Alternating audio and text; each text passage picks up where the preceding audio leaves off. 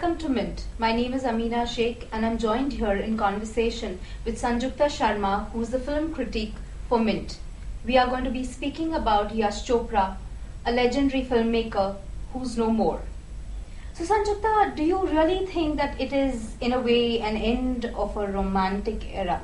More than an era of romance, it's an era of a kind of filmmaker that Hindi cinema has seen. Just to sort of compartmentalize Yash Chopra's work of 53 years in the movies business as someone who only did romance is wrong. He's done many other path-breaking work. I mean, he introduced the whole sort of iconic figure of the angry young man to Bollywood with Amitabh Bachchan's Diwar. He's done some amazingly, brilliantly scripted thrillers. So he's done a lot of films. He's made 21 films. I don't want to encapsulate that just the end of an era in terms of romance. What is, I think, the end of an era is the kind of filmmaker who who was in love with the big film camera. You know, today is the age of the democratic digital camera, but he made beautiful things with the film camera. He loved the music. He loved grand locations.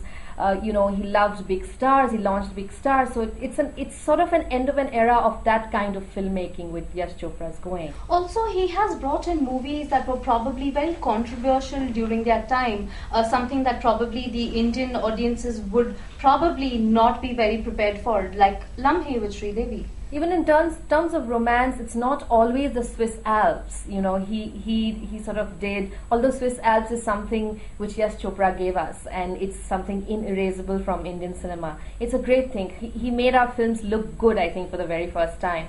But yes, Lamhe was a very unconventional film. In fact, like recently I watched an interview with Sridevi, and she said, I was frightened to do this film at that time. It's a timeless film. It's a beautiful film. Yeah, so I mean, even within romance, Yash Chopra did a lot of different things. But in terms of experimenting with genres, I remember 2007 was probably the worst year for the production house. I mean, they had movies like Chakte India, and they had Tararam Pam and Jhumba Barabar Jhum. Aja Nachle, which was again Madhuri Dixit's comeback film. But I think it was again Shah Rukh Khan that helped sail, keep the banner afloat at that point in time. Right. And that year Chak De India was the big hit. And it was their hit for a very long time, in fact.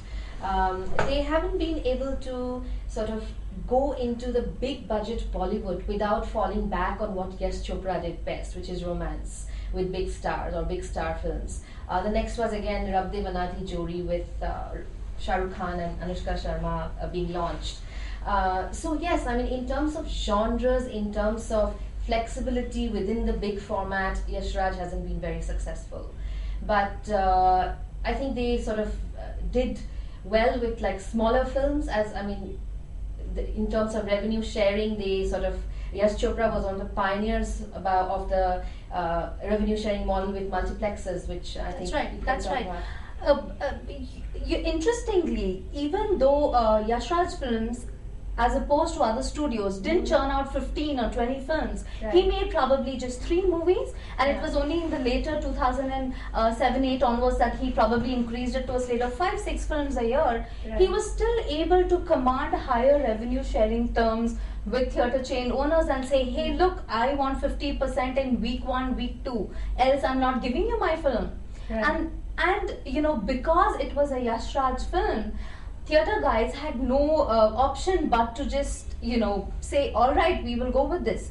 But I think the big churn came in 2009 when there was probably for the first time in the film industry that you saw multiplexes and producers locking horns. Right. At that point in time, the interesting thing is that while you had the new guys like UTV, Viacom and Eros fighting and saying, no, we have a slate of 15-20 films, so we will command a higher revenue share, and theatre chains were opposed to that at that point in time, also because of the whole recession thing. Right. It was Yash Chopra that was actually, being the peacemaker at that point in time. He was very pivotal in being able to sign the contract and say, all right, this is a fair deal, this is economical for both parties, the producers and the film, filmmakers.